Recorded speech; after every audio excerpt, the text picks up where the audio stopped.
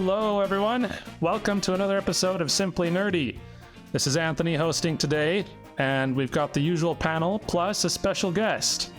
A very good friend of mine and a viewer of the channel is joining us today because he's also invested in the topic. And so he's joining us, my good buddy Alex. Hello. Hello.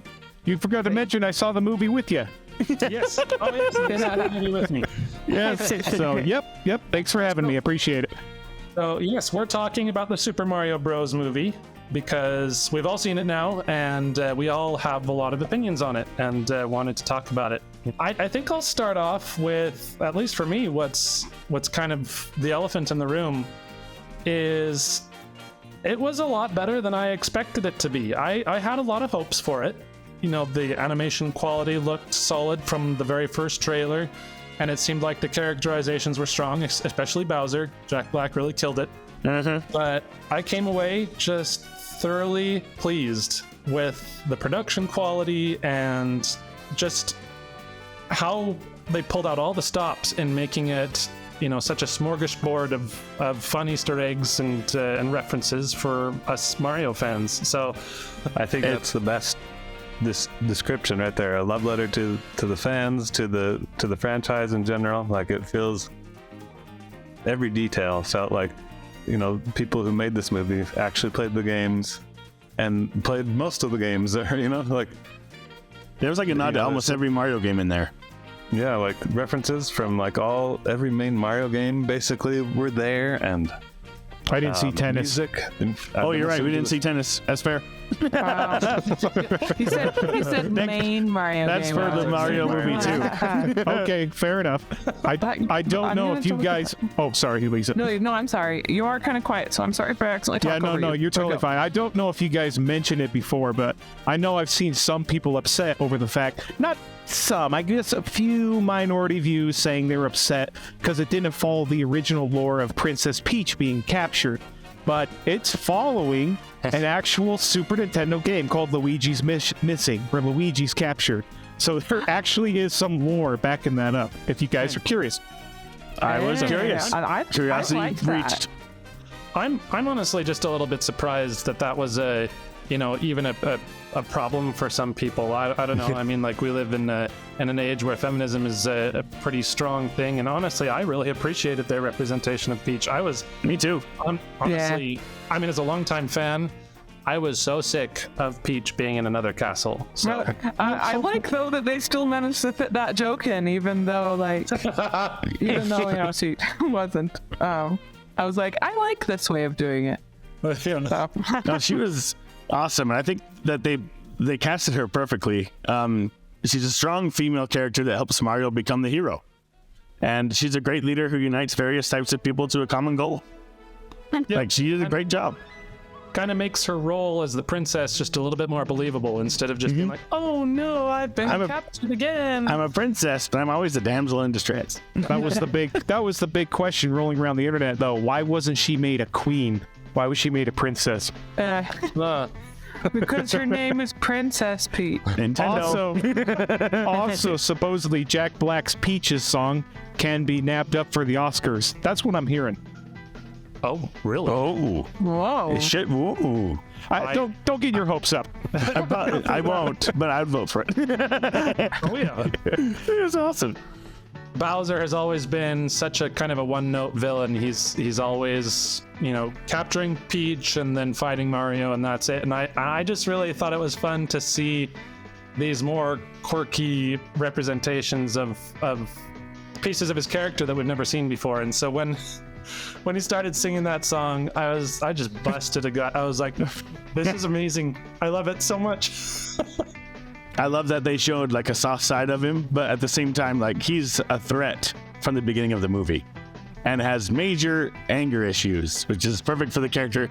And Jack Black, the moment that they said Jack Black was playing Bowser, I knew it was going to be a hit. But did he deliver? It was so good. We got a whole bunch of Jack Black goodness, and it was just so great. So Jack Black came out just, I think, today, and he said he wants Pedro Pascal to play Wario in the next film. I heard that. I saw that. So, not taking anything away from Jack Black, I thought he was also fantastic. Did a great job. What did you guys think of Chris Pratt in the role? I'm gonna say Go ahead, David. I'm gonna say that I think it was really smart that they just like revealed the cast of the movie, the voice cast of the movie, long before, so that like everybody had time to get that out of their system. I agree. Because I think it was a smart choice to like not use his normal video game voice, you know. So I think Chris Pratt did just fine, just did great, being a more a voice that I would want to listen to for 90 minutes instead of. I think. Yeah, go ahead. Oh, sorry. I'm so sorry. The beginning where they introduced the original Charles, he was in there right at the beginning. He had that cameo, Mario, in that commercial. As far as I remember, he had it. That was a good way to kind of throw it in there while not throwing it in there. If that makes sense. Yeah. Yeah. It was. Absolutely. Yeah, I was very happy that they had Charles Martinet do something, because when I heard him, I was just like, yeah, I love you. And then I was able to enjoy the rest of the movie. I didn't even really bat an eye. You know, when we heard deep voice Mario, I was like, oh, no, yeah, this is fine. Yeah, I feel like actually forgot it was. Oh, sorry. Go ahead, Alex. I was just really quickly going to say, I feel like after 2 minutes, you completely forget Pratt was even voicing him. It just straight up blended in, you forget, and then you just go on with the movie. That's exactly what I was going to say. That was better said than what I was going to say. I felt like, so you remember the scene where, we're not worrying about spoilers, right? We're just... Spoiler warning. We're getting into spoilers now. So when Mario's fighting Donkey Kong and he like gets uppercut into the sky, and then you see Peach and they go, Mario! And I'm like, that is a nod to like her normal voice acting, I feel like. Because, you know, like, okay. And then I feel like he even like made it so it was like, yeah, this is a nod to it because he said it to me, you know. So I don't know. true. I found that fun for some reason. Loved it. It was a fun way to keep on making Easter egg nods to the fandom, you know, the stuff we've grown up with, without making it weird. I don't know. Yeah. This is kind of backtracking a bit, and I'm going to say, for the people that are mad that they didn't go more traditional with Peach, I guess, if you want traditional, they should have called her Princess Toadstool. So, eat that. There you go. Oh, goodness. It's fair. Throwing down the gauntlet. That's right. Square up. And then we should have called Bowser Koopa. King Koopa. I was wondering where that was. I was like, where's the Koopa references? They kept calling them turtles. Probably old school. It's true. It's true. I guess Mario wouldn't know that they're a Koopa. No, Bowser himself Bowser did. called them turtles. Really? He did? Yes, he I thought did. called them Koopas. Wow. No, okay. I'm pretty. That's a little surprising. That was the scene I think I remember thinking, wait, what? Why did Bowser call them turtles? Interesting. Yeah, I didn't notice As that. if they threw the Koopa word right out of their vocabulary and were like, that's too complicated for these fans.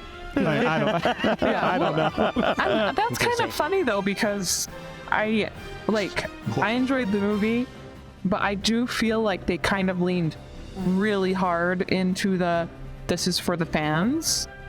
And so, you know, down to the fact that I feel like, you know, there was very beautiful music sometimes. There was often very beautiful music. Sometimes the music was playing over what people were saying. I'm like, yes, I understand. I hear what you want me to hear. I know that that's this song. Let me hear what they're saying. So I'm kind of surprised that they would be like, no, we're just going to call them Toodles. Turtles, you know. Going back to Lisa's comment on the music, I've seen a lot of mixed reactions online over the last few days about the pop culture music that was included in the movie. What did you all think? Because I personally enjoyed them. It had a soundtrack in there that I personally really like. I love those 80s music.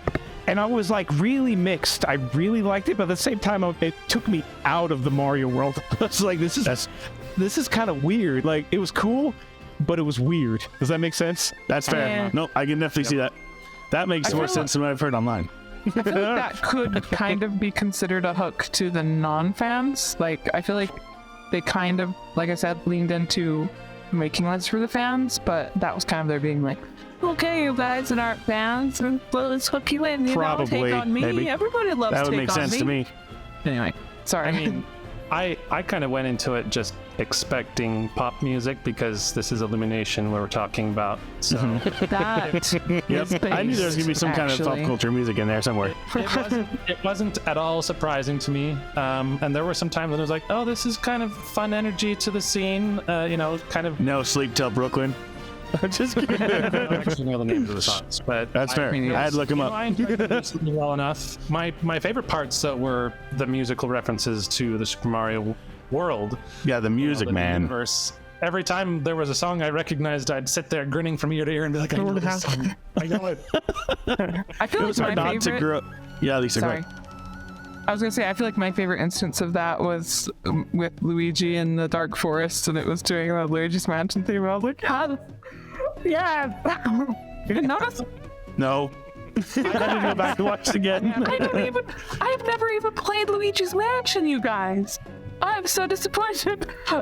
Don't be disappointed in me. I'm disappointed in you. I'm disappointed in you. Don't turn this around on me. Yikes. Okay. That turned on Lisa. Go ahead, I Alex. saw the references. I didn't notice if the music was a Fair. reference, but I totally was like, this is a shout out to Luigi's Mansion. Yeah. Yeah. It was a short Yep. kind of reference. I can open up to the story. Perfect. So, one thing that really stood out to me was usually when you have these video game adaptations, films, all the time we usually pretend they're in some alternate world. They're just too different from the games. I was so surprised in the way they somehow made it so you could actually turn this movie into the canon of the game. Because I was like, wait, the first act really was whiplash to me. I was like, wait, they're on Earth. These guys are living in, was it Brooklyn? Oh, yeah. Mario and Luigi are on Earth, and they have mom and dad, and they're making spaghetti, and it was so weird to me, but I was like, but this at the same time works, because now kids can actually put two and two together and say, this is where Mario's from, this is why they're Italian, this is why they speak English, and this is how they got into the Mushroom Kingdom. The fact that it blended itself into the games in such a weird way was like, wow, that's actually pretty smart.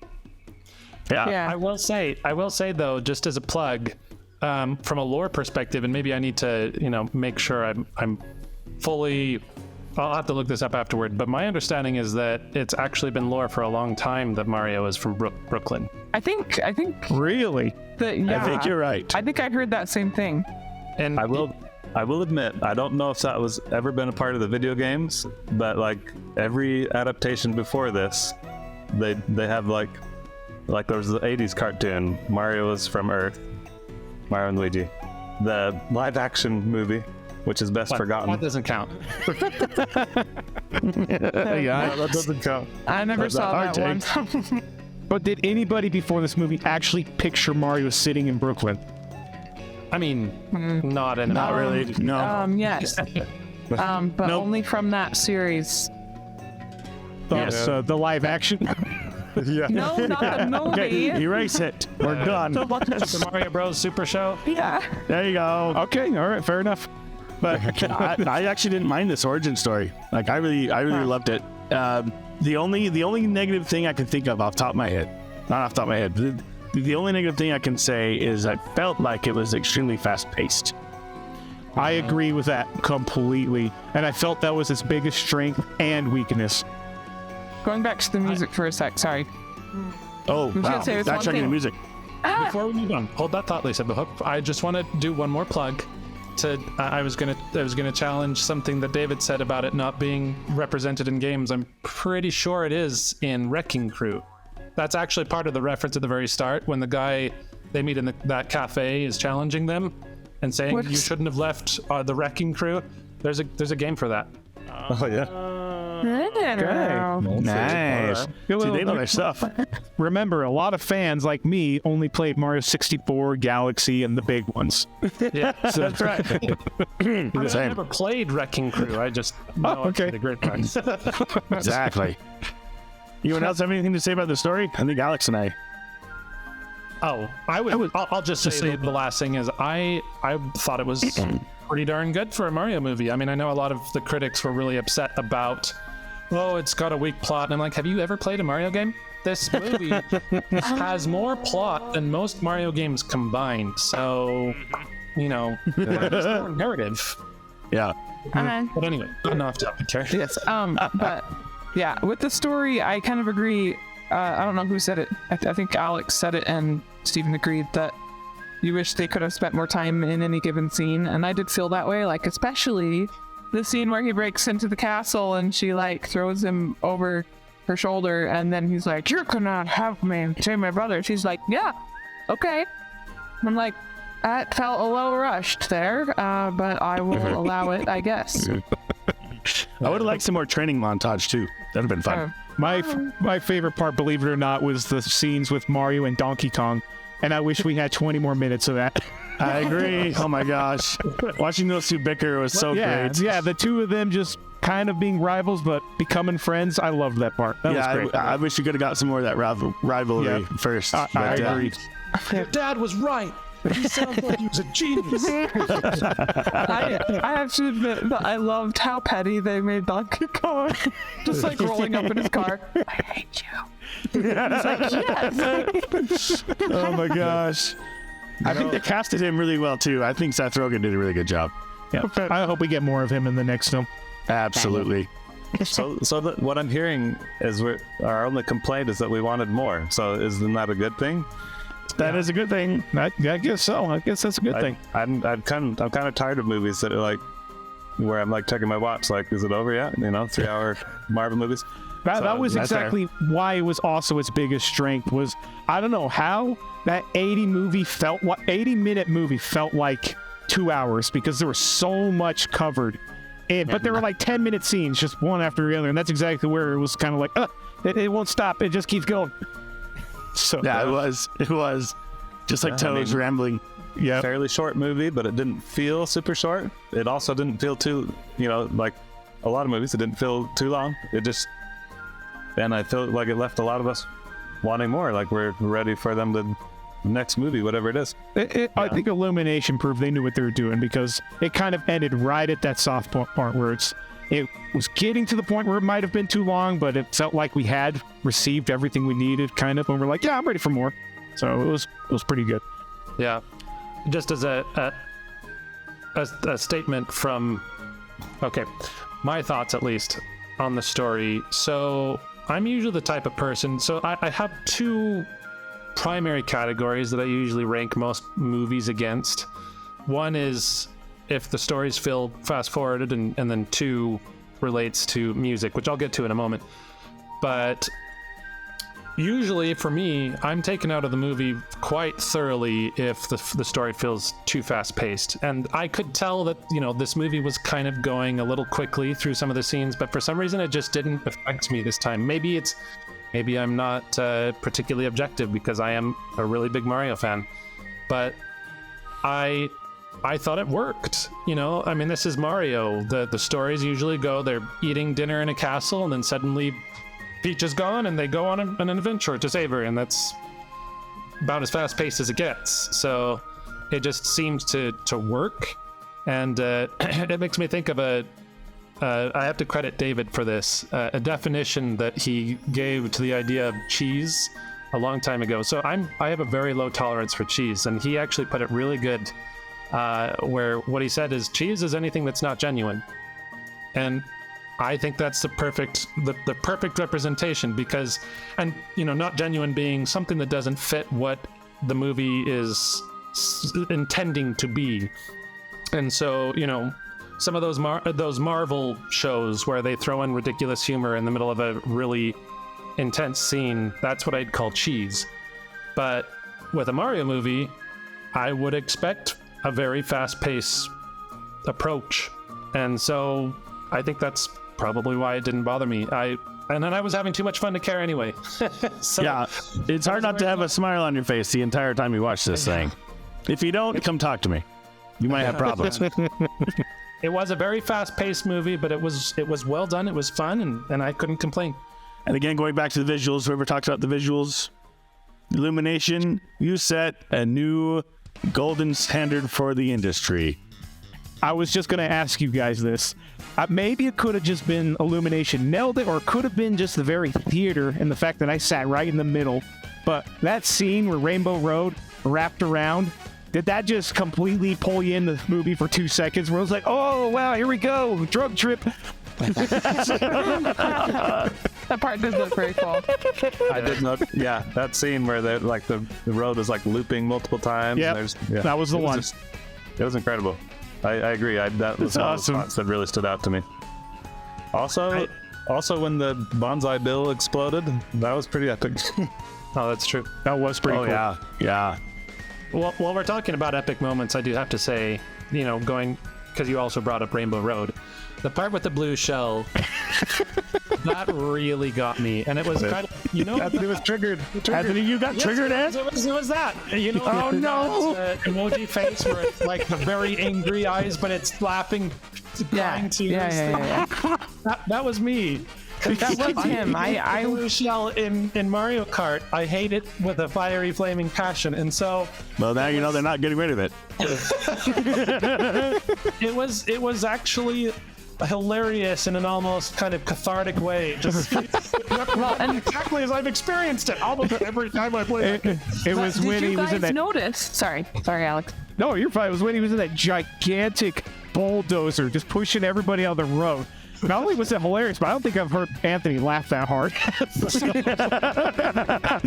Especially when he's like, You're not running from me. the blue shell. I'm like, So something I loved that I don't know if you guys noticed, so I also saw if you did, but they actually represented both types of blue shell that have been in the Mario Karts I've played. Number one being the one where it actually is on the track and hits everybody as it comes to get first place, and the other being the one where it flies. Oh, yeah. I didn't notice that. I didn't notice that either, but you're right. Yeah, like it was a bulldozer instead of him just rolling along with spikes. I But, totally got it now. You do remember there was a version that did that, so it screwed everybody over instead of just first place. You remember that? Yep. I think that's actually still a thing in the latest Mario Kart. It's just No. It just goes down the center of the track, Anthony. No. yeah, but it definitely hits me on its way because it hates me. It's like I said, listen, I have to find me first place or not. That thing will find me. I'll There will say be another video. We're going to talk about Anthony's prejudice against scary. Mario Kart 8 Deluxe. when he plays Mario Kart. Okay, we're not talking about this. Last two things. Oh, sorry, go ahead. One thing I wanted to say, aside a tangent, about the blue cell that I thought was interesting, because at first I was like, why has he been bothering to drive in the bulldozer? Because he's just a blue shell. He could just do whatever he wants, destroy everybody. But you see him die basically. Like, Did you? Did he commit Don't suicide? explode. He explodes the cart and the track, and then he disappears in a puff of blue smoke. He's gone. Oh, That's you heard it here first. Groot gives the catharsis for the mirror. One less blue shell to worry about. I mean, they multiply and they never, but each one disappearing is a blessing. It's just that it happens on my head every time. That's great. Anyway, All right, so Simply Nerdy's gonna give this movie a rating, unless anyone else wants to say anything. What do you mean? Wait. Anthony and Lisa had more to say about the music. Oh, Lisa was gonna say something about Lisa, I we thought pinned that a long I time thought you ago, were getting Lisa. after me for saying weird flex, but okay. So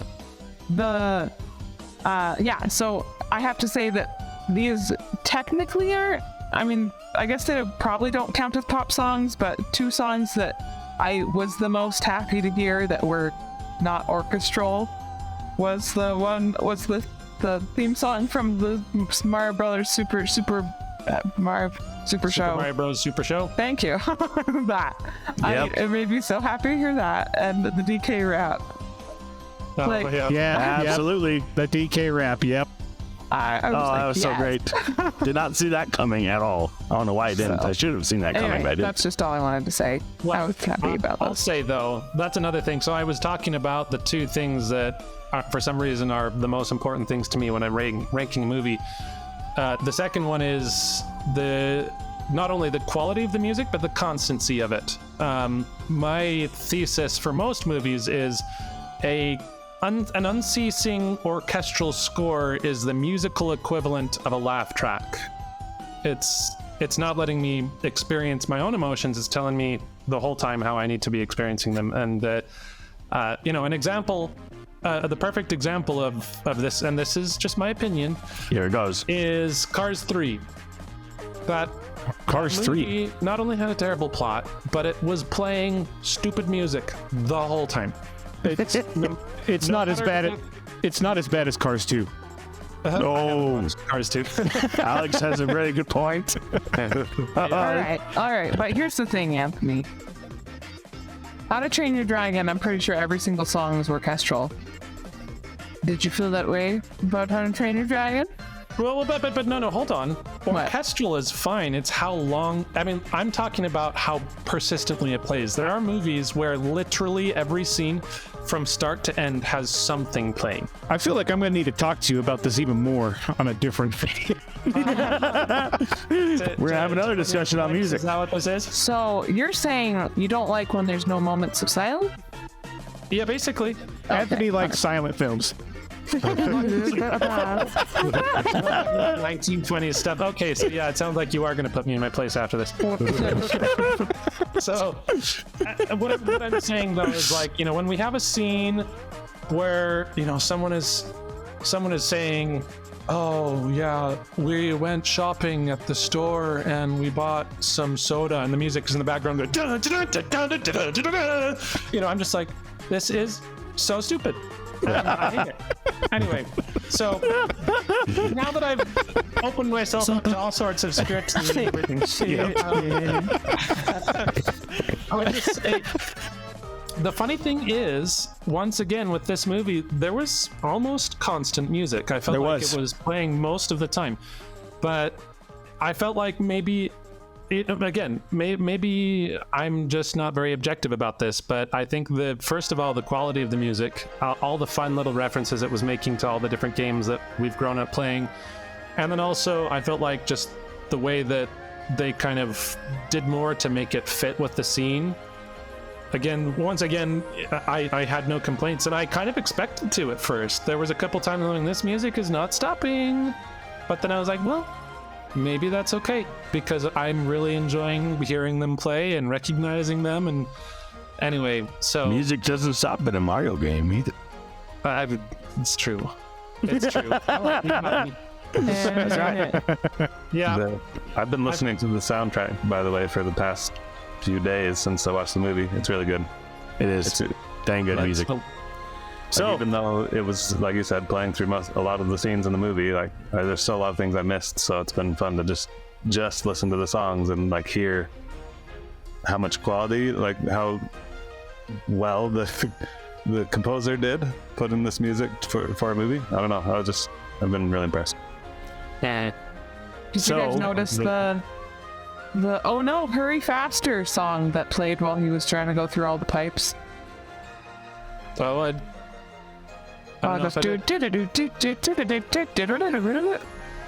I need to go back and watch it again. I need to watch it again already. Yep. Yeah, it's when he's trying to follow Toad through the pipes and there's like a million bajillion, and I was like, Oh my word, yeah, that's hilarious. I hear the "Oh no, hurry" song. Good job. I love it. It's awesome. All right, so we're gonna give this thing a rating. Simply Nerdy, we had a discussion at the beginning of this video, and we decided to give it a 4 out of 10. that was